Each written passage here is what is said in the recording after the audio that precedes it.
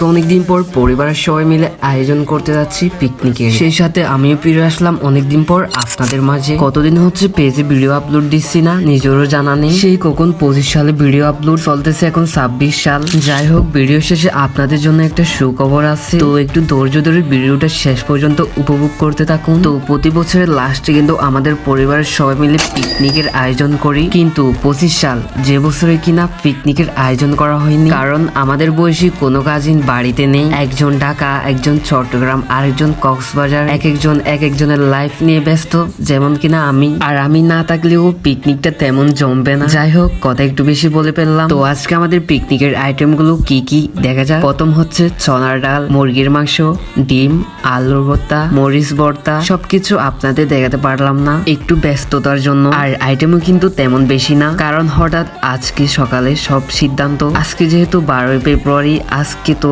ভোটের দিন, সব কাজিনরা ছুটি কাটাতে এসেছে গ্রামে, তার মাঝে এই পিকনিকটা। যাই হোক, এদিকে দেখেন আমিও রান্না করতে নেমে গেছি, একটু রান্না করার ট্রাই করতেছি, মাংসগুলো একটু নড়াচড়া করে দিচ্ছি। তো অল্প কিছুক্ষণের মধ্যে আমাদের সব রান্না একদম কমপ্লিট। তো এদিকে খাওয়া দাওয়া শুরু করে দিল ছোট ভাইয়েরা, আর আমি তাদেরকে একটু নিয়ে দিচ্ছি যাতে সুন্দর করে খেতে পারে। আর আমি কিন্তু কষ্ট একটু বেশি করছি, তার জন্য একটা কাজিন আমাকে খাওয়াই দিচ্ছে। ওরা বলতেছে বড় করে হা করতাম, তো আমিও দেরি না করে বড় করে হা করলাম। যাই হোক, মনে করছি আমি একটু বেশি খাবো। এখানে এসে দেখতেছি তেমন কিছু নেই, রান্না হয়েছে 50-60 জনের জন্য। ডিমের দিকে দেখে তো বোঝা যাচ্ছে কতজনে খাইছে। তো আর দেরি না করে আমিও নিজের হাতে সবকিছু নিয়ে নিচ্ছি খাওয়ার জন্য, একে একে সব আইটেম থেকে নিচ্ছি। আর এই তো রেডি আমার ভাতের প্লেটটা। আর আমি কিন্তু একা একা খাচ্ছি, কারণ আমাকে রেখে সবাই খেয়ে ফেলছে, তো কি আর করার, একা একা খাচ্ছি। যাই হোক, ভিডিও শুরুতে কিন্তু একটা সুখবরের কথা বলছি, তা হচ্ছে আলহামদুলিল্লাহ আমি 1 মাস হচ্ছে জীবনের প্রথম জব করতেছি। লোকেশনটা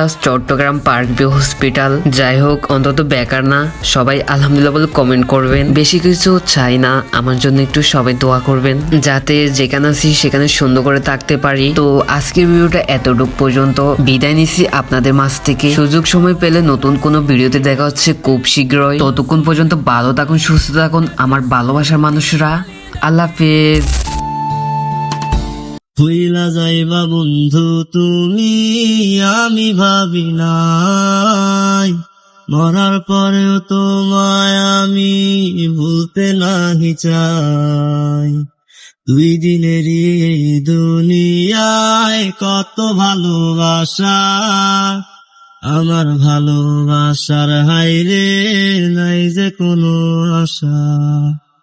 2 দিনেরই এই দুনিয়ায় কত ভালোবাসা, আমার ভালোবাসার হাইরে নাই যে কোনো আশা।